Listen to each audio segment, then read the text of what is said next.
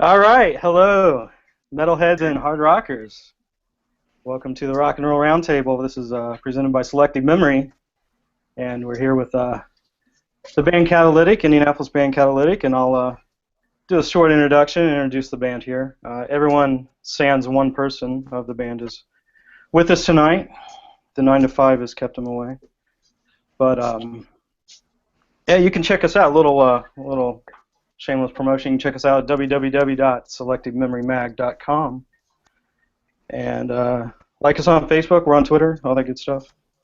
And we're on YouTube. We have our YouTube channel, which is our first Rock and Roll Roundtable. So this is the premiere episode. So my band tonight from Indianapolis, Indiana, Catalytic. They started in 2002 as a band called Born of Valor.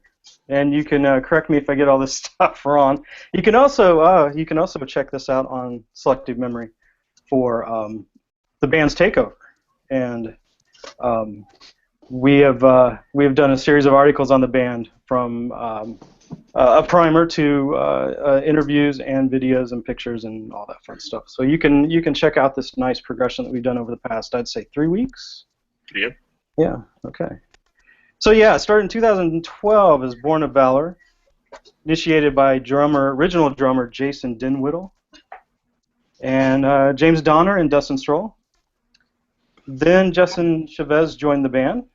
There you are, Justin. And finalized the lineup with that original bassist Jason Trink. Am I pronouncing that right? Oh, bassist Josh Tinkin. Tinkin, yeah, okay. It might help if I learn how to actually write legibly here. 2013, you guys changed your name to Catalytic and released your first album called Voice of Reason. Yep. In 2014, I believe, yeah. About a year later, you guys got your first full-length album. Currently, you guys have 2 new members of the band, Derek Ware and Jeremy McCombs. Jeremy's here tonight, so...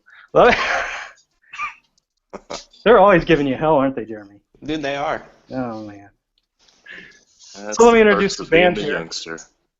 That's right. Yeah, he's the youngest one. He's the little kid in the group, right? 10-year-old. Yep, 10 years old. Still in Past diapers. his bedtime already, but he's allowed to stay up for this. Oh, yeah. Yeah, Did my you get permission? Yeah, my mom said it was okay. Well, thank you, Mom. Let me introduce the band here, or the guys here tonight. First up, on vocals, Dustin Stroll. Hello, Dustin. Thanks for stopping by. Thank you. Hello. And guitarist Dustin Chavez. How's it going, Dustin? Hey. The other Dustin. Chavez. The Stefan. main Dustin. Nobody even calls you Dustin. I know. Other guitarist James Donner. How's it going, James? What's up? Pretty good. I'm calling you Chavez now from now on. Oh. Not you, James. Sorry. Yeah, I'm calling James that. You got some, James. You got some badass background going on there. That's pretty. Oh, right on. I didn't even notice. It worked out pretty good. Yeah, that looks really good. You didn't notice, please. Oh, Over here. The Walking Dead just happened to be there. I love that show.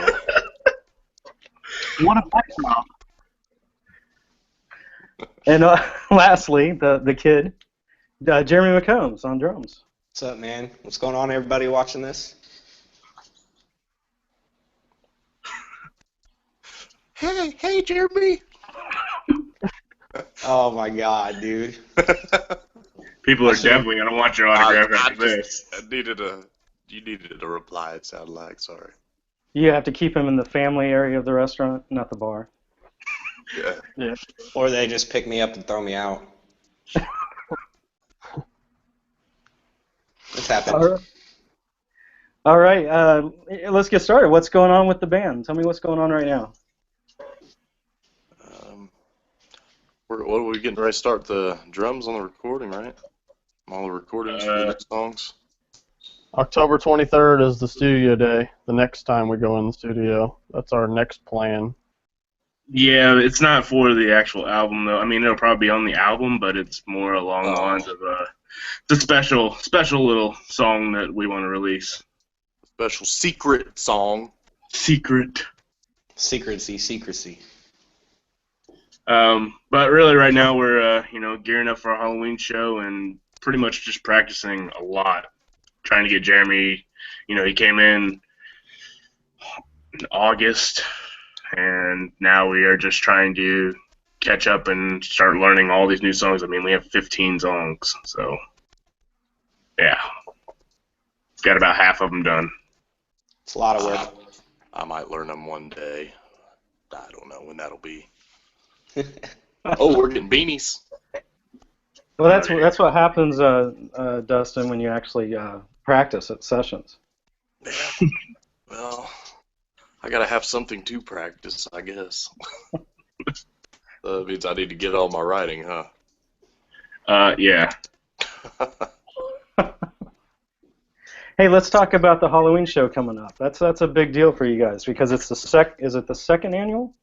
Yeah, I was really happy that we actually got it because at first it was. I mean, I don't know. We probably would have ended up getting it somewhere else, but I was really happy to have it back at the fifth quarter and a spot just happened to open up. Mona messaged me and she was like, "You want it? You got it?" And I was like, "Yes." Now it was just getting all the bands and man, we got some really awesome bands playing this year, so I'm really excited. Yes, we do. Yeah, this show's going to be pretty awesome, and especially since we're having it at the fifth quarter. That's like Mona just treats us like family. It's like one of my most favorite places to play. Even though you got to watch out in the hallway. Yep. She does an amazing job at getting a lot of the bands up, giving them a place to play here in the city. So that's yeah, she's always done a kick-ass job. So yeah, she does a lot for all the bands. So tell me some of the other bands that are going to be on this Halloween show.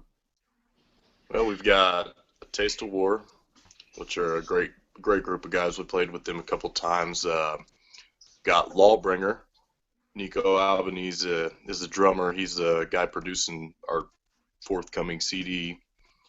And we also have Join the Dead, which is a popular metal band in Indy. Mm-hmm. A lot of people know who they are. It's a great lineup. And we also got Severed Senses, who we haven't played with them in quite a while, so I'm really excited to get back on stage with those guys too. It has been a long time. It's probably been like 2 years. Yeah, I know. It's probably like our fourth show ever.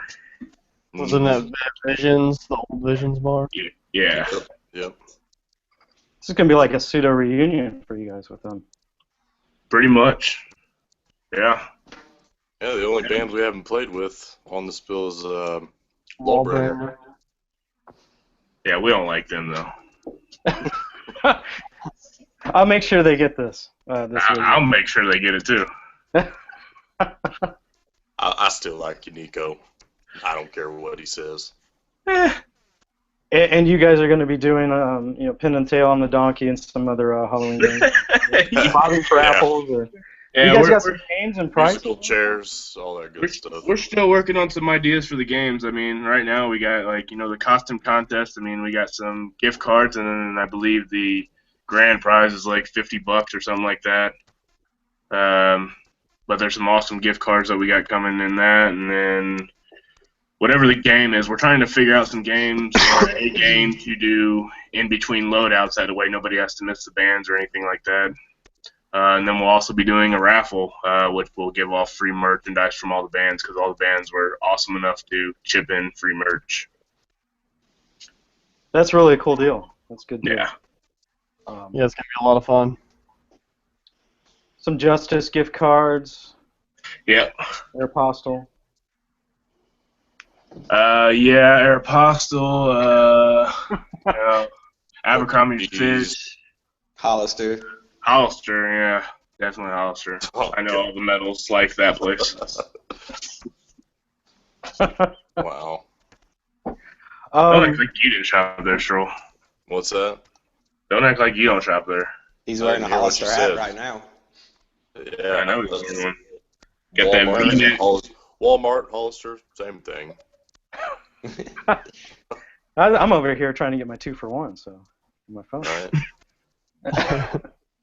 Also, what we'll do on the website is when this goes live, or it's going live now actually, but when we put it on the website and link this video to it, we're going to put more information about this Halloween show at the 5th quarter over in Fountain Square on October 30th. Did I Yes. remember that right? Okay, good. Yeah, October there. 30th, 5th quarter, Halloween show, bobbing for apples with Catalytic. Oh man, I really wanted to do I don't know if Mona would let us, but I wanted to do bobbing for Angry Orchards. That would be awesome, actually. So would the gift cards be broken teeth free dental everywhere. visits, or after breaking teeth from glass? yeah. Delta. Hey, let's go back to the beginning for a little bit, and why don't you guys talk a little bit about how each of you met each other, and trying to remember back and how did that all come about? I mean, you guys started Born of Valor, but how did you guys meet each other? Right. Actually, I was working a job, and I met Dustin Stroll working there, and we just kind of got together. I played music Don't with be my shy brother. about the job. Good old Bobby Evans.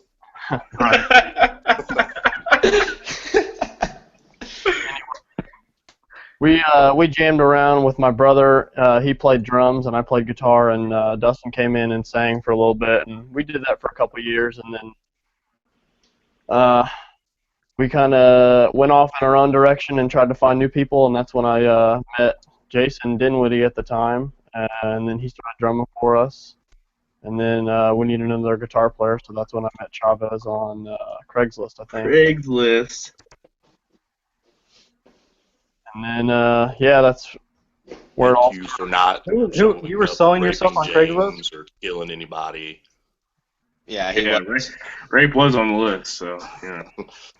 When we saw that picture of Chavez, it was about 50-50 in our minds.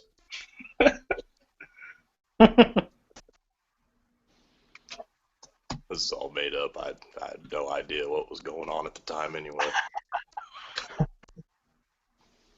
Apparently, you were hanging out at Bob Evans Yeah. with Right. Yeah. I don't know where I was. I might have been at the brick house by that point, getting drunk every day. Nothing to do. Yeah, and then we got. That's what you do. That's what you do. What was next after that? We got. Was Josh the next bass player? No, Brent was. Oh, okay. We had a bass player for 3 weeks who put us on a show and then bailed. And But showed up to watch us at the show. oh yeah, he showed up to watch it. No, he didn't stay.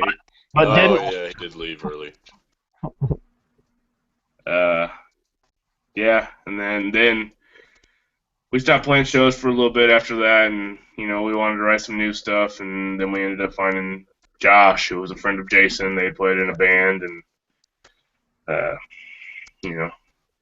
Jason kept saying, he told us that he knew a dude, so we ended up getting Josh because we didn't want to play without a bass player anymore. So we did that. Went to the studio, recorded our first demo, which was Red Stained Plains and Believe.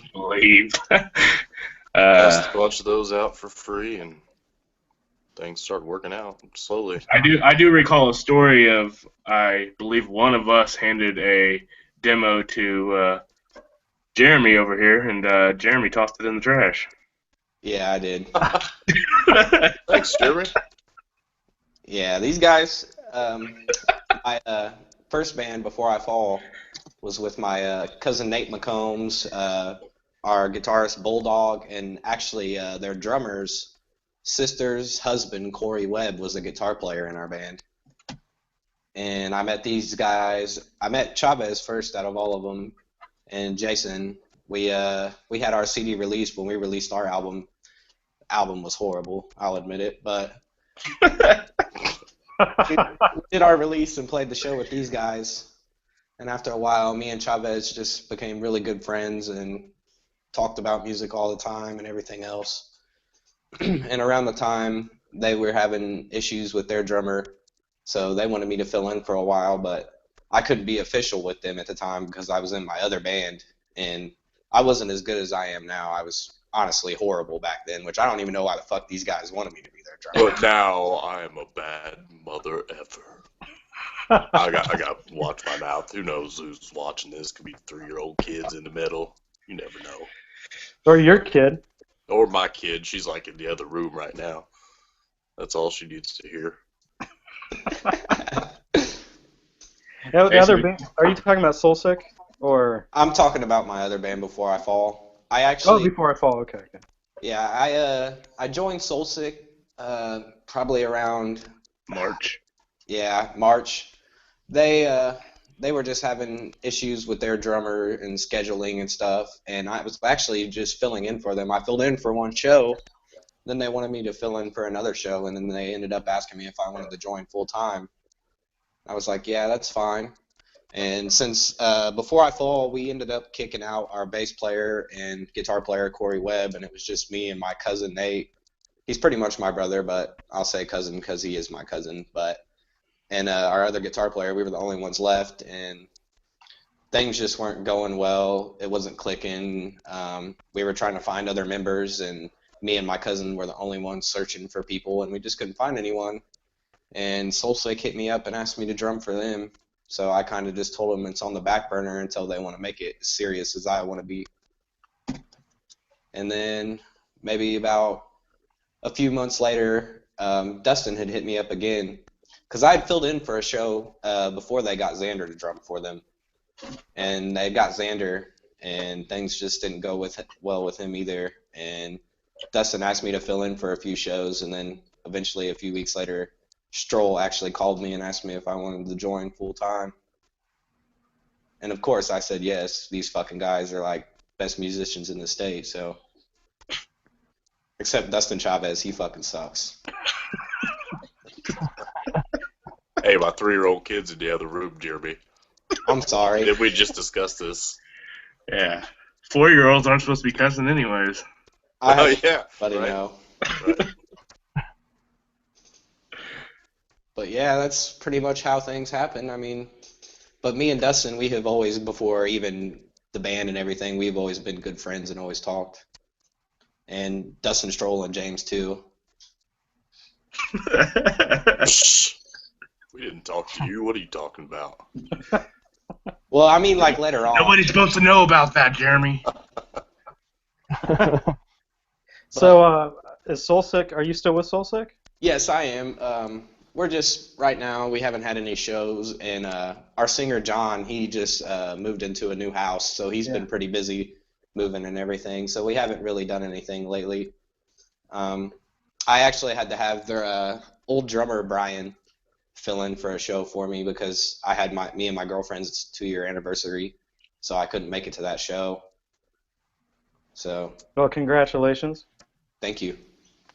And so, how are you planning on balancing between both bands? Yeah, pretty much. That's what I've been doing so far. And we're all good friends. Like, we did that tour together, so. And Derek's also, is he still in Soulsick, or does he just move he is. Yeah, so he's still playing bass there too as well. That's. I mean, great Indiana band. I give props to them. John Miller's a great guy, excellent singer. Yeah, you guys do a great job in the metal scene. Thanks, man. Before long, you guys are going to be intermingling with each other, and everyone's going to be in every other band. It's going to be just one massive just one communion or super group or whatever. Soulitic or Catalytic. There you go. I'm thinking here. Hold on.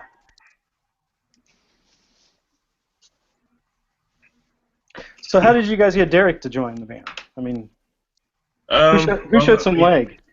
We told him he would murder him if he didn't. You told him what? We told him we would murder him if he didn't.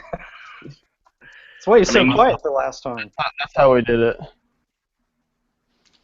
Now go ahead, Chavez. Sorry. Intimidation. No, Derek played with us on the tour. He it's pretty funny because, sleeping and stuff like that when we were sleeping or whatever, Derek was on his phone memorizing parts, and I believe we got a hotel one night and we're all trying to go to sleep, and Derek's in this corner by himself with his phone and the lights going, it's all dark and the lights just glowing on his face, and he's just looking at base tabs. Just he was really trying to learn all the stuff, and each show he got better and better. I mean, we did 3 shows, and by the 3rd show, it's like he fit in super well with us. But we came back from tour, and we were like, okay, well, we got to find a bass player now. We had a couple tryouts lined up or whatnot, but we talked to Derek, and Derek was like, hey, I'll do it if you guys really want me to do it. And I was like, I'll talk to the guys, and it was just an immediate yes by everybody. Very cool. He's like the Geddy Lee of the Indianapolis scene. He's over there in the corner of the hotel room, just studying Yeah. tablature, while everyone else is out partying. And yeah, he's definitely that guy, man. He puts 100% into it, and that's definitely what me and James and Dustin really were like. Okay, yeah, we want Derek because he's just going to be that guy he's never going to disappoint you or anything like that. So it was kind of easy for us to say yes, this is our guy. So tell me a little bit more about the tour that happened in May. The We're Broke tour, is that right? Yeah, we're poor. Poor tour. We're Poor tour. You are the poor tour. So Face of you love. had enough for McDonald's breakfast, right? Not quite broke, but almost. We couldn't even afford that. Literally, like, tell we me had. what it was like. You said what? Tell me what it was like. That was your first cross country tour, correct? Man, it was. Stuff into the van at first. That was the fun part. Yeah, we rented a van and whatnot, and we thought we were gonna get everything in there. You rented the van. I said you rented the van. You thought. Yeah, I thought I was renting the van. I actually ended up having to drive my Jeep because there was just not enough room. But I don't know. It was definitely a big learning experience for us because I will not be doing that without guarantees anymore. I don't know. A lot of subway. What challenges did you guys face? Traffic. Time management is a big. Oh my God, traffic was I'm horrible. right back. I need to get a charger. It just flashes 20% at me all of a sudden.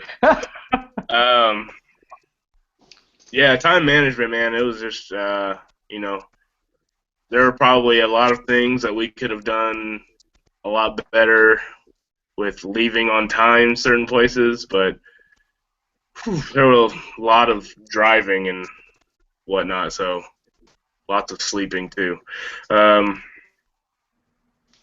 No, I mean, yeah, just basically time management and traffic. Other than that, it was. It really wasn't that bad at all. I thought everything went pretty good. We didn't other than other guitar player forgot his guitar, so luckily we had another guitar that he could use, but we didn't have any vehicle problems. It was pretty good. It was a good first experience. People in the venues were real cool. Promoters cool. Yeah, actually, yeah, everybody was really cool. I mean, the second show started late because we were late. There was, I think, a semi-explosion or something like that on the highway. Yeah. We had to backtrack like an hour. We were stuck in traffic for like a good 30 minutes to an hour, just sitting there, not even moving. Yeah. In a big smoke cloud above like the whole highway. It was crazy. Yeah, but everybody was, like I said, even the second show, like they were really cool. The Grog and Tankard, I believe it was. Yeah, they were really cool. They were like, okay, well, you guys are late, but it's cool. Let's just get it to go and let's go. So yeah, everybody was really cool. And Freddie Knuckles let us stay at his place, like before the last show and afterwards. He let us stay there 2 nights, and it was amazing. It was awesome. I got a nice close-up view of John's ass right in my face, passed out drunk. The only time I woke up from my drunken stupor was to look John's ass right in his brown eye. Yeah, and all you did was just smile and go right back to sleep. And went right back to sleep and had pleasant dreams for the rest of the night. Of John's ass. Yeah. It was a really good time. My cousin, and he was actually stationed out in the Navy in Virginia, and he came and watched both of our bands play. So it was pretty cool that I got to hang out with him during that time. And another funny moment from that tour was our guitar player in Soulsick, Brent. When we stayed at Freddie's house, everybody was asleep. It was like 4 in the morning at least, and Brent woke up and smashed a bunch of food in his fridge. Starts raiding this guy's fridge. Yeah. He's like, "Where's my goulash?" or whatever it's called. We all woke up in the morning, and Brent was passed out on the floor with the bowl right next to him. It was. And they said, "I didn't do that." Prove it. I was framed. And Freddie, was awesome. Freddie will never invite you guys over to his place ever again. Hey, Freddie will invite Catalytic. We did nothing wrong, okay? Except for the record right now. I'm using Blame it on John. We blame everything on John, especially and Tim. Definitely Tim. Mm-hmm. Yeah. Virginia Beach was awesome as well. That was fun. Yeah, it was really cool. Oh yeah, especially since we got in trouble for swimming out too far. Oh yeah, it was me, you, Tim, and Faisal. No, not Tim. I went out there, but I didn't go too far. It was me. Who was it that went out there with us? I think it was me. You can't swim. You're like 4, dude. It was me, Tim, and you. No, Tim was on the beach doing GQ poses and stuff soaking up the sun rays. No, that was when we went on the walking down the beach thing. Oh, yeah, you're right. Was it Tim out there? Yeah, because Tim was the one that was like, I got like ball tapped by the waves pretty hard. I mean, we all got that, but Tim got it the worst. Plus, he was like the only Irish potato out there, so Yeah. So, and then he developed his falsetto, right? Yeah. Right. Oh goodness! Hey, we're all. I guess give a rundown on that tour. It was a pretty quick tour, but where all did you guys go? Virginia Beach. Was it mostly southeast coast area? Actually, we went to northern Ohio. Northern Ohio. Fastbacks. Fastbacks. Yeah, that was the name of the bar. Northern Ohio Fastbacks, and then we went to. Where was it? Manasses, or was that where you guys went through? That's what we went through. Manassas. Yeah, you did. You fell right into that one. No, but yeah. So we went to that one, and then it wasn't in Virginia Beach where we played in the last one, but it was like 45 minutes away from Virginia Beach. And good. But thank you though. Yeah. Lightness keeps you alive, my friend. But yeah, tour was awesome, and I know we're definitely can't wait to go back and do it again. Hopefully longer. Hey, maybe we get a ride in the van there, Dustin. Yeah, maybe. I would like that. I had to ride with Xander and Derek the entire time, and all we did were SpongeBob voices, and And looking up bass tablature. Yeah, yeah. That was pretty much it. We also got to give Faisal a shout out for that, for what he did for us on the tour. Yeah, he helped out a lot. Faisal helped everybody out in both bands a lot. Faisal, shout out his last name again. Khalil? Yeah. Is that how you say it? I think let's go with that. And then it's you, so oh well. But yeah, he was doing all the merch and all around. Yeah, he helped a lot of Man, people get gear and set up and Yeah. stuff like that. He was a really big help. yeah, Good deal. dude, one of a kind, man. He was helping James sleep too, a couple nights, lullabies and stuff. Lullabies and cuddling and. He was playing his phone. What did you say to him, James?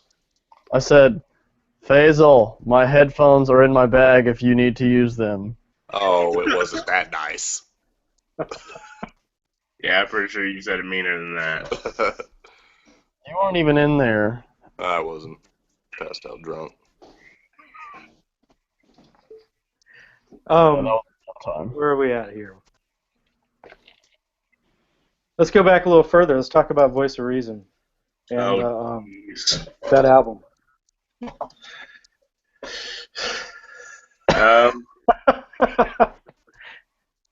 What do you want to know about the album? Get ready for it, Chavez. How did recording your first album go? What challenges did you guys face, or what do you find that you liked most about the whole process of that as you were waist deep into working on this new album? Well, oh man, I hated recording the first album. I mean, we had our fun moments, but it was a lot. I mean, I've done album work before, but just never like this. It was a lot of work, man. What made it a lot of work? That's why you hated the album. Stroll was stinking up the room. Yeah, Stroll. Honestly, Stroll is probably at least 85% natural on that album. So like, there was not a lot of work done on his vocals. Took the whole damn time, and it's my first time doing album work, so I really didn't know what the hell I was doing besides singing into a microphone. Yeah, I mean, he did amazing, like, for a first album. I mean, I don't think you could really tell that this is any of their first album at all on that CD. But I don't know. I think drums were a pain. Yeah, we had complications with that, getting the drums to sound right, so then we were running short on time, so then we had to cram in. And see, I made the mistake of already announcing when the CD was coming out, and we hadn't even recorded yet, so I made that mistake. I will never do ever again. Yeah, life lessons learned. Yeah. So It was just because of time. Again, that's part. Time management, comes in, and then also the thing that really plagued us was we had those snowstorms coming through. We recorded in January and February, and it was just like we couldn't get out. So Yeah, it was like days that we had to be there because there was no traffic allowed. I think we lost an entire week because of the snow. But I mean, you know what? We got it out of the way. It wasn't bad after everything, and now we're recording with Nico, and we don't have any kind of time restraint or constraint, whatever you want to call it. I mean, and he works well with us, likes what we do, we like what he does, and I think this one's going to turn out really well. This new one. And we got that first taste of new music with Dreaming of Memories. The Dreaming of or Dreaming for? Dreaming of. Yeah. Dreaming of. Okay, good. I was right. Dreaming of Memories, which you guys did a video for, and that's on our site. Is that a pretty good sample of what we're going to be expecting? Yeah, I mean, and this is just my opinion. I'm pretty sure some of these guys will disagree with me, but honestly, out of all the new stuff, I honestly feel like, and I don't mean this in a negative way or anything, but it's our worst song on the album. Hey, let's take the worst song that we can think of and make a video out of it. Well, And it hype wasn't. up the new album. It wasn't meant to be like that. It was just, I mean, don't get me wrong. The song, We I also love. didn't have everything written on guitars either at that point in time. So Yeah, I mean, and me, I mean, I'm pretty sure they can all agree with this. Every song that I write and send them, I'm like, this is the best song I've ever written. So that's the same for all of us, man. Every time we write something new, that's the best thing I've ever done. So, but I mean, that's just like I said, that's just my opinion. I mean, once the CD does come out, I mean, people could love Dreaming more than the other ones. That's like I said, I think that, I mean, Dreaming is a good song, and it was a great song to put out as a demo and a single, and to show what we plan on doing, being more riffy, still keeping our melodicness, and showing off Dustin. Hi. That Barry White vocals of yours, Stroll. Yeah, you wouldn't think I'd be able to sing with a voice like this, a speaking voice like this. Oh, I mean, say what you want about the GoPro. I've heard a couple people going, oh, using the GoPro technique, or, the whole close-up radio field of. I thought, I mean, Joey Smith, really good friend, guy with loudspeaker. He came to me with the idea of wanting to do an all GoPro style, and I wasn't not going to be not against it, because I mean, you don't really see everybody doing all GoPro style thing. So I really dug the idea, and we needed a video too. So like, he was the guy that was willing to do all the hard work. Well, I'll tell you what, it's a fun video to watch. I mean, I've seen it over and over, both for working on the article and enjoyment. It's a great video to check out. Plus, you get to see James in an angle that you normally don't get to see. Right. Straight up the hair. Right. But It was pretty fun. Yeah, I was gonna say, how did you guys feel when you guys did the view back of that? I watched that thing a million times. I'm not even gonna lie. I listened to it so much that everybody around me started hating our music. Well, thanks, Jeremy. Well, not like that. They just got tired of me playing it all the time. Because I was like, dude, check this out, man. I'm so fucking proud of this shit. Ah, children and their excitement. Oh, so what happened with the Stroll? What happened with the Nuvo? You were nominated to be with the top ranking of vocalist, metal vocalist. They're actually going to announce that on the 14th.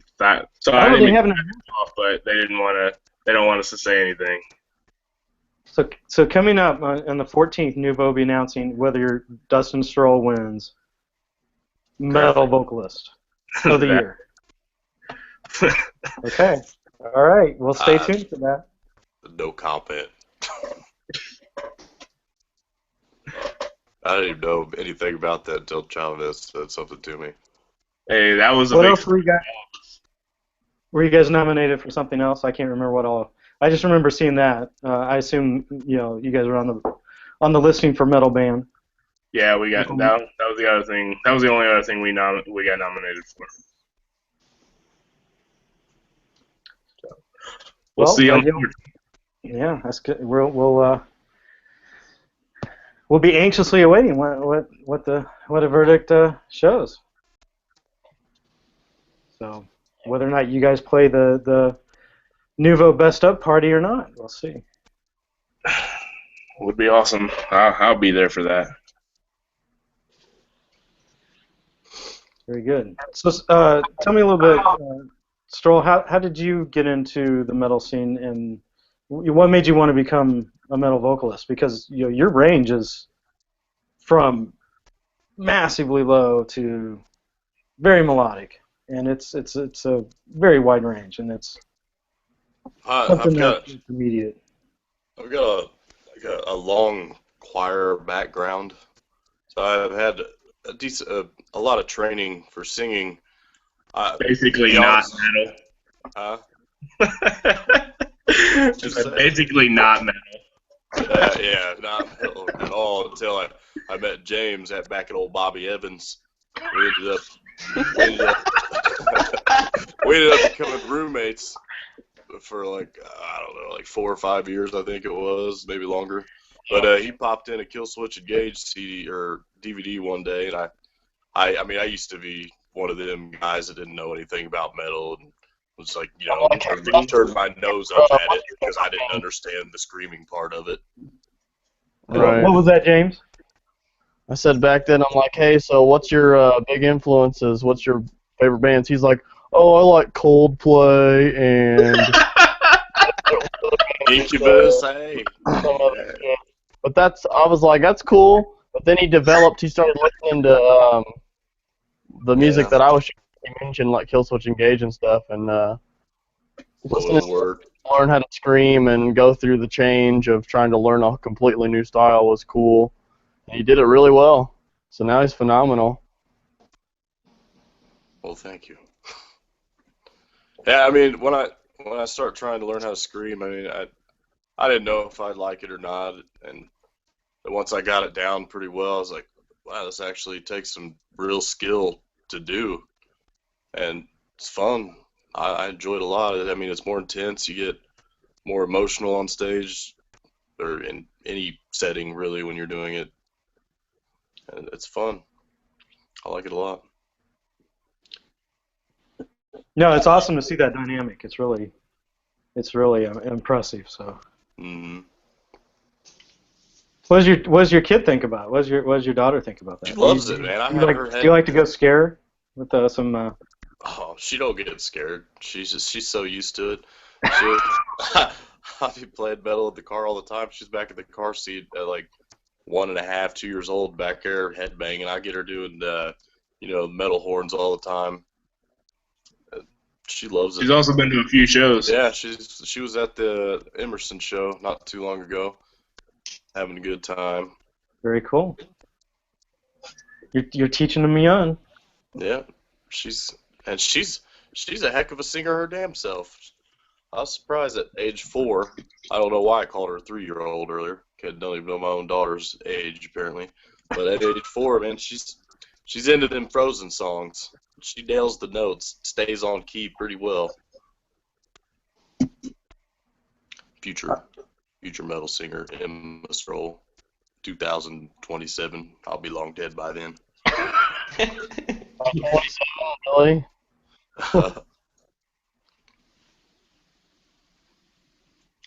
Well, very cool, very cool. So, Jeremy, you're the youngest one. Let's pick on you for a little bit. How'd you get into drumming? I mean, how long have you been drumming? Because you just recently did a drum off over on the south side, and you've been much more engaged in your work as a drummer, and doing a lot more things. It seems like. Yeah, I honestly, I wish I could remember, but I really don't remember when I started playing drums. Because when I was... So you started playing drums before you were born, then? Yeah. Which was like 2 days ago. In the womb. Yeah. But I had a drum kit when I was about like 5 or 6, and I mean, it was just a cheap old drum kit. I mean, I beat the crap out of it. Like, it wasn't even a drum kit. Like, I just didn't even play the drums. I just trash can lids and... Yeah, pretty much. I was doing the pots and pans thing for a while, but then I started really like drumming. Like all my family, I don't know if you've heard of Stoned on the Nile, but like every single one of my uncles, my uncle Chris, and my uncle Greg, and my cousin Nate, actually the singer of Before I Fall, was the singer of Stoned on the Nile before John Miller, the singer of Soulsick. And Okay. when they moved into their new house, they just played a lot of covers. from Megadeth to Metallica, and those were like some of the first songs that I started learning was Megadeth songs and Metallica songs. So I kind of just started playing other people's music, and eventually my cousin Nate, Before I Fall's been around for a while. They've had a lot of different members, and they had been down for a while because their drummer quit, and it was just Nate and Matt. So I told him that I wanted to try to drum, and at the time, I mean, I was like, could barely even keep a simple beat, but they put up with it even though I sucked, and they really helped me form something that could get me out there. And then I started doing the Before I Fall thing, and we got more members, and pretty much just kept playing the Before I Fall music, and I would play like my favorite songs, like when new music came out. Like I was a big fan of Killswitch, and that was actually some of the songs that I covered, but I couldn't play exactly what was there at the time because I sucked. I tried my hardest though. Well, that's like taking a dive off of a cliff. Just go full swing on Killswitch. Yeah. But that's pretty much how I came up, and honestly, at the time, these guys really helped me for real, like big time, helped me form and mold the drummer that I am today. Because after they had moved on from Jason, they weren't sure if they wanted me to join or not. I was kind of just practicing with them and doing stuff with them and their music because they all write the drums and everything, so it wasn't actually my own. I threw in a little bit of stuff, but I played what they had there. So that was really like helping me become a better drummer. Who does most of the songwriting, or how does the songwriting process for a Catalytic song go about? Chavez, are you the instigator for all that? Yeah, me and James. Oh man, arguments, bouncing ideas off each other, arguments, bouncing ideas off each other. Yeah, that's me and James probably all the time. So yeah, I would say me and James do a lot of the songwriting.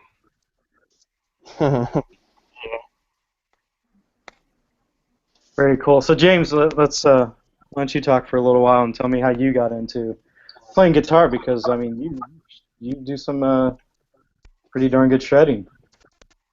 So right on. You guys, one thing about Catalytic that I originally noticed, that was the first thing besides Stroll's soothing vocals, is the technicality that you guys have as a band. Sounded pretty sexual, Andrew. Well, I fell asleep after the first couple songs because it was so lulling, It was a lullaby. Yeah. That's what we're going to call our album, the Lullaby album. Stroll's got those bedroom eyes, so I just. Anything I could do to help. But technicality was a huge thing for the band.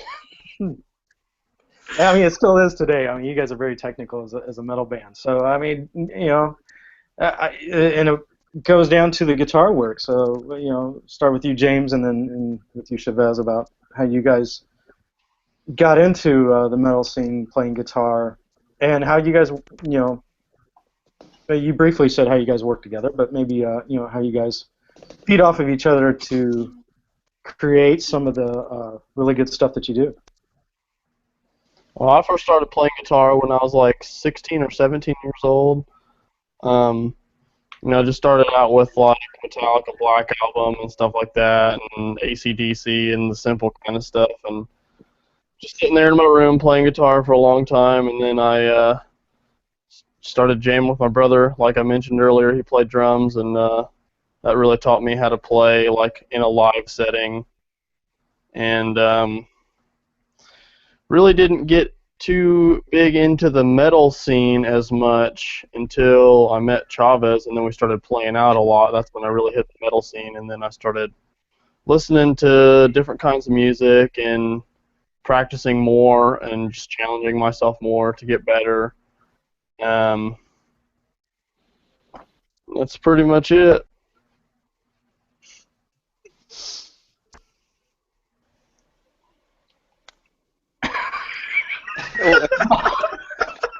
Every time, man. Every time. He just I, smiled. I, just- But I just letting that. I was just It's letting that filter Chavez, in. don't worry. every time, every photo shoot He we've done, starts doing the Xander laugh. Okay, I'm older than Xander. I've had this laugh a lot longer than Xander. It's my laugh, so Okay, whatever. Xander's was just more annoying. So, Okay, I'll give you that one.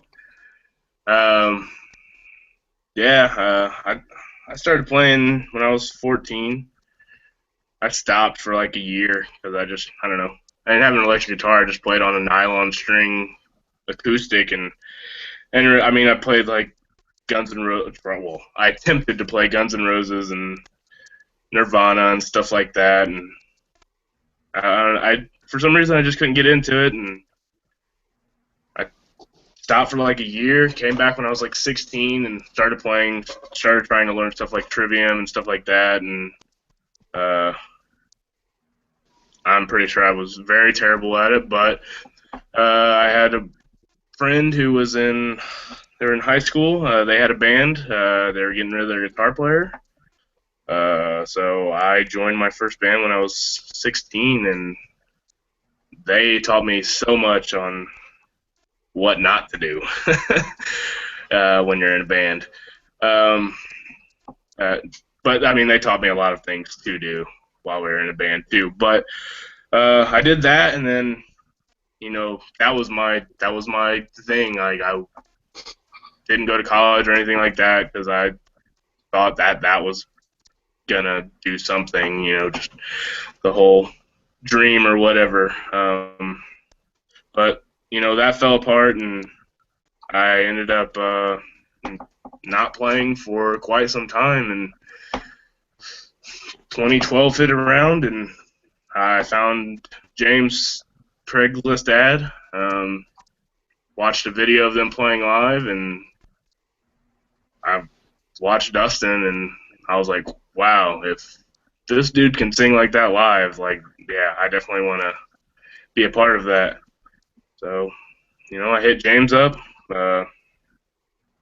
went to his house, jammed. He offered me the spot, and we went to practice and had that awkward first meeting, and Born of Valor was born. And, yeah. And then, Born of Valor died within 3 months. And then Catalytic was born. And I'm super happy to have all these dudes. So that's pretty much my story of guitar. And you recently made the road trip up to Pierre's to see Slash. Wow, that was your first Slash experience, huh? I was so close. Oh man, I was in awe for like the 2.5 hours back. I know Slash isn't like the most technical player or anything like that, but it's just, man, the dude is just he is the definition of cool on stage. Like 50 years old and the dude is still Slash. So yeah, I was yeah, I'm still in awe, man. I couldn't believe I got to see my idol, and yeah, it was amazing. Yeah, that's what I usually hear when people see him. He's got that energy that no one else can really produce except for Slash. Slash is Slash. Yeah, man. Yeah, he just came out on stage, picked up his guitar, had his top hat and his aviators on, and just like man. There's a few tricks that I'm probably gonna steal from him that were really cool. He just man, there's so many things that I'm just like, okay, I got to step up my game. He just knew how to play. He knew the stage so well. It was like he knew where to play to the crowd and where to go, and it's just something that I want to get better at is knowing how to play to the crowd. And one of the things I wanted to talk to you guys about, I don't think I've really reached this topic yet, but in Indianapolis especially, the the city has recently lost some clubs that a lot of the rock and metal bands play. I don't know if the Rock House still offers bands right now. They had some issues with that not too long ago. You guys had I the don't fifth think they quarter. They're over now. They're closed down. Yeah, that's what I thought. Fifth quarter is there. That is home for us. Yeah. Southside Bar and Grill was doing some stuff, and a couple other places in the city. The one that's doing Sanctuary this weekend, and I yeah, know there's places like the Hi-Fi, and then you got the Emerson and the Hoosier Dome. yeah, Like all those are good places yeah. to play. The Melody. So, do you think it's still a very viable scene and a place where it's easy to play, or is it becoming more challenging as a band of your caliber to be playing around the city? Up north, you got some really good. You got the Firehouse, you got the place in Kokomo and Richmond, and Pierre's in Fort Wayne, and you got some really good stuff. But up there, but Indianapolis is always have been fighting for a challenge. I mean, this stability has been things like the Vogue and places like that. But yeah, I mean, how do you guys feel about is it an easy thing to do in the city, or is it becoming more and more challenging these days? Yeah, it's becoming really challenging now. Yeah, I mean, I think Stay. it's just really challenging because I mean, Mona's the one that gives us our chance, like, to play. I mean, it's really hard to get into some of these places. Unless it's kind of like somebody or something like that. I mean, we can play at the Emerson and stuff like that, but it's like there's other places that I want to hit. It's just Well, you got the headquarters. With Larry Rasner doing booking there, seems like he's doing. He's trying really hard to break through in that area. yeah, and those the Killzone headquarters is another awesome place that we definitely like to play. It's just, I think for us, like, the reason why it's hard for us to play sometimes is like it's just a matter of us fitting in. I don't know, like it's really hard. Like, I feel like sometimes we're like too heavy for the rock shows, but we're not heavy enough for like the deep underground metal that's around here, because that's what's big around here. Is like, you want to see the fifth quarter pack. It's playing with these heavy, super slow, doomy type bands, or super heavy, and it's just like we don't feel like we would fit in very well. I don't know. I feel like a lot of people, they judge us by like not even listening to us or anything. Like, they just assume what we're gonna sound like, so they don't really want to put us on a bill or anything like that. Which is the good thing we've released that Dreaming video now, because that's been doing a lot of good things for us.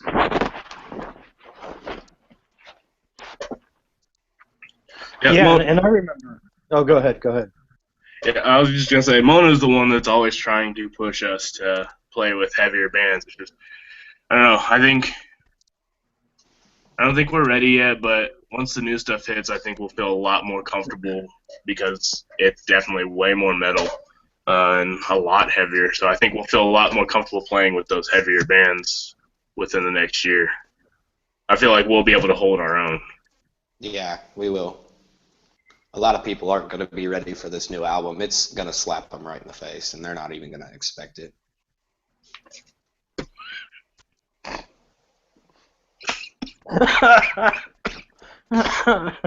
Oh, well, I remember, my first experience seeing you guys live was at the Vogue, which is really cool. It was one of those cold winter nights, early 2015, and you guys didn't have a bassist. But I'll tell you what, we were in the audience, and it took someone to actually say, "Hey, wait a second, you guys have no bassist," and didn't even notice that was gone. You guys rocked so hard and was just really giving it about 150% on stage that it just didn't even matter for that show.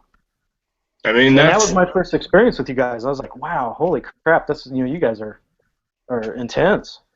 Yeah, we that's really all. pride ourselves on stage energy and stage performance and making it fun and I don't know, just bringing the energy, I guess. Yeah, it's all about having fun and just doing your thing and letting it all out when you're playing. I got some spittle from Stroll that night, so that was. I didn't wash my shirt afterwards. The golden spittle. I think he just meant spit, not piss. I knew you were going to say that after I said that. I had that thought right afterwards. I was like, it sounds like some fetish shit. But after that, I mean, I recommended everyone I knew, hey, go check out this band. You guys are definitely, really trying as hard as any band could possibly try. You guys are doing a great job at really trying to make it work. And now you've got a dynamic with you, Jeremy and Derek Ware, who's not here. That's doing great things in this band, and I think we'll do even better things here in the future. Yeah, really, I'm definitely excited for everybody to. I mean, I know there's been videos posted of Jeremy playing and stuff like that. I'm really excited for everybody to see what these dudes like bring to the table because they've only got to see what we've already released, and that stuff was already written without them. So it's going to be awesome to see what people think. How they mesh with us and their writing abilities and stuff like that. I also want to mention that you guys also, it seems to me, I mean, this is an outside perspective looking in at the band, that you guys do a really great job at cross-promoting and helping out the rock and metal community, trying to get people to go out and see these bands like your Halloween show, like Soul Sick, like Join the Dead, and so on and so on. And you guys do a wonderful job in this community to try and help enrich this as a community and not just isolate it as an individual effort. I mean, it's you guys are sharing a lot together. Yeah, I mean, like that was we started talking about it, probably earlier this year, just like how, everybody talks about how the metal scene isn't great here and stuff like that, but I mean, They have no idea how great it is. well, I mean, It's only as good as all of us are going to make it. It's good, but it's just like it's good. we have to do more. We can't just say, well, go out to these shows. Like we actually have to show up to these shows. We can't just, say, hey, you need to go to the show, like, and us not actually show up because then it's not working. So that's the thing that we're trying to work on now is just being super supportive of everybody. We're trying to make it to where it's not. I don't want it to be where like there's these metal guys and then there's these metal guys and then there's these metal guys. Like if we want it to be a good scene here, we need to just say, okay, this is all metal. Like we all need to be in on this. We all need to support each other, and then it'll make everybody else join together, and then everybody else start coming out to shows, and just I don't know. I want us to be one of those pioneer bands that kind of just brings everybody together. Like I want the scene to be strong here. As we all do. Which is why we're here tonight talking to you. So we appreciate that. And also a little cross promotion on your end. You just recently became Artist of the Month on what? The Forge. Thank you. Talk about that for a second. Forge is a radio station by Rob Salem, and it went dark for quite a while, but Rob has just now pulled the trigger, and he is bringing it back, thank God, because, man. He's been working his ass off on it, too. Yeah. The dude just man, he has really good taste in music. And the best thing about him is like the local bands that he plays. I mean, it's not just local in Indiana. He plays throughout the Midwest, and he brings bands together. I mean, he's got us to meet certain bands that we've formed friendships with from Michigan and Illinois and Ohio and stuff like that. So, like, Rob is that guy, man. Like, he's super awesome. Yeah, I'll grab a link to the Forge and throw that in on here later on when I can dig that up. But yeah, I wanted to make sure you guys give that plug out because he is doing some great stuff. And also, him and Joey Smith, if you keep on listening to The Forge, him and Joey Smith worked on they actually did a commercial for the Halloween show that they'll be throwing up. So that's really awesome. So thank you, both of them. Awesome. Fantastic work. Yeah, 2005's we're getting closer to the end of the year. Coming up on Halloween and so on. Anything that you guys have seen or heard throughout the year that you recommend as essential as some either locally, nationally, whatever that you guys have recommendations on that you've heard? Locally, for me, like my favorite local band is, and this is not just because he's producing or anything like that. Like I just love the band Lawbringer. Like, man, if you love like bands like Mastodon and stuff like that, like you will love Lawbringer. Like they are awesome, and they just remixed and remastered their album that's on Bandcamp now, and you can check it out. It's awesome. Yeah, they're really good. I just recently listened to them because Dustin, before I even had joined officially full-time, he was telling me all about Nico and his band and everything. So I checked him out, and I really digged him too, and I've been listening to him ever since. Yeah, I'm excited to get to see him live. Yeah, me too. It's going to be a fun night. We need to get the people out there to check that out as well. It's going to be a rocking show. James, you got any insight into 2015? New stuff. I like the newest Soilwork CD. I'm a big fan of that band Soilwork. They just put out an album, so definitely check that CD out. Good stuff on there. Yeah. Did the new Children of Bodom come out? I heard a little bit of that. It sounded pretty good. Children of Bodom just came out. Yeah, that's pretty good. I really like that band a lot. But that CD's good. I Worship Chaos, I think is what the CD is called. Trivium just came out with their CD. It's definitely. I definitely recommend the new Black Dahlia Murder. I know these guys aren't like super fans of that stuff, but I like Black Dahlia. Jeremy is. But I would definitely recommend that CD. Don't miss out on the new Justin Bieber. Oh yes. Hey, I saw trending that he got a new tattoo. I saw trending that Ronda Rousey was gonna beat his ass. Yeah, I see. That'd be awesome. Is that how you warm up, Stroll, with some Bieber? Yeah. It's either Bieber or some Aaron Neville. None of these guys know anything about that. I'm glad you do.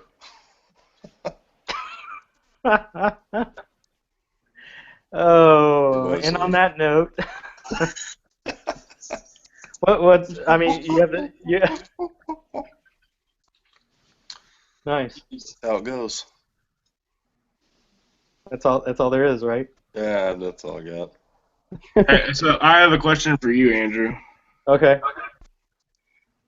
NSYNC or Backstreet Boys? Oh, God. Uh, The epic battle. I have to go with Backstreet Boys. What? Because I don't care about either. Well, then you should have said NSYNC because they have Justin Timberlake, who is Well, that's true. That's true. Michael Jackson. Oh, God, here he goes, coddling his older than balls NSYNC crowd, again. so. I'm a little bit past the era, or the Backstreet Boys era. But. Just saying, me and Stroll have arguments all the time, and Everybody says Justin Timberlake because nobody cares about that other guy that nobody can remember his name. That has a better voice, but just isn't as cool. That's the only thing. Uh-huh. Because nobody knows who he is. Whatever. I don't really care anymore, Chavez. Oh, we'll have arguments. You just keep it going. I will.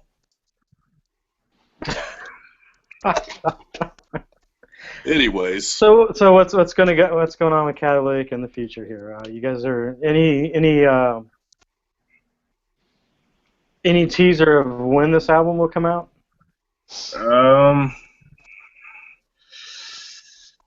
We're just targeting. I don't know if you should be. I don't know if you should be saying this, Dustin, because the last time you said this, you guys didn't even start recording. Yeah, I don't think we actually have because I mean they all know everything really well, but I still have half of the album to learn. I got 4 out of 15 songs done, dude. You kidding me? I don't know half of it. So we have the Halloween show coming up, and a mini taste of an album that will be due out sometime in the future. One day. Well, actually, I mean, this won't. It'll probably be a part of the album, but it's not like a part of the album. It'll just be an extra thing on there. But we'll be releasing something within the next couple months. But like I said, it's just kind of a special thing that I've always wanted to do, and the other guys Everybody love it. They dug it, so I said let's record it, and that's what we're gonna do, and hopefully everybody likes it. Fantastic. And I assume after the Halloween show, more shows to come. Yeah, we actually get to play at the Doom Room up in Lafayette with our buddies from Miles and Exile from Illinois. So I'm really excited about that, and it's the day before Killswitch plays at the Marat, so I'm really excited about that too. And then December 4th, we are playing with Mine Enemies Fall at the 5th Quarter, and that'll be awesome because those dudes are really awesome to play with, and we haven't played with them since earlier this year, so really excited about that. Very cool. We'll definitely hype up these shows as well. Anything else that's coming up for you guys? Anything else you want to add, talk about, discuss? I do. I'm gonna mute you. I figured you would. You're a dick. But our manager Joey, he's been helping me out a lot, making some drum videos, and I have another video in the works that I'm probably going to be releasing in the next few months. I don't know if you've seen my one video of Reaching the End that Joey made. Yeah, I got to catch that. Yeah. Yeah, so it's pretty fun, man. He's a really cool dude, and I love working with Joey. He does a lot, and I really appreciate what he does for me in this band. Very good. Anything else? I don't know. Dustin's going to be opening up his own taco shop. I know that. Yeah, got that. Stroll is performing at the Red Garter. Hey, I know of somebody who's performing at the Red Garter. Oh yeah. Yeah. I just read it today, actually. I won't mention that though. That's cool. I think at this point we've exhausted about everything we possibly can with you guys. So, Catalytic coming to the Red Garter. So that's coming up next. Apparently, I have a way in now. So What's that? I said apparently I have a way into the Red Garter now. So we probably could do that eventually. Well, we probably could. Unless it's a bar in there. You're right. Nah, your drummer can't be in here. Oh yeah, that's right. Oh yeah, no. I guess you just have to wait outside, Jeremy. Get some electric. Yeah, that's like usual. Outside by myself and these guys inside partying it up. You even know what the Red Garter is, Jeremy? Isn't it a strip club? All right, ding, ding, ding. He Googled that. Yeah. I did. The I Steve's exited play. the interview and Google it real quick to find out. And Shelby is now giving you the evil eye right now. James has Yep. a big smile on his face after talking about that. He's had a really good experience. I won't go into that though. Well, yeah, man. I think we're that's all we have. Yes. Yeah. Thank you. Hey, thank you so much for spending this time with me and uh, getting this out in the public, and hopefully this helps get some people out to the shows and checks out the band and checks out other local music. And as we always say, support your local scene. Go check out your local bands. Give them the recognition they deserve because they work really hard and all that good stuff. So if people want to find you, Catalytic has a Facebook page. You guys have a website, but it hasn't been updated for a while, I believe. You guys have a Bandcamp page as well, and Twitter. So we'll hit all those links in the comments here of this YouTube video.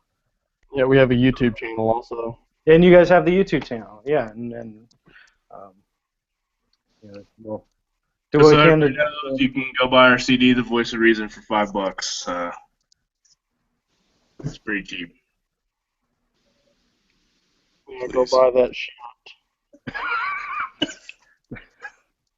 Good promotion, James. And don't forget to Oh, pre-order the beanies. I was gonna say you might need some marketing. That's what classes. we need Faisal on here right now. Yeah, he's the merch guy. Oh, well, thanks to all of you tonight for hanging out. Thank you, And, man.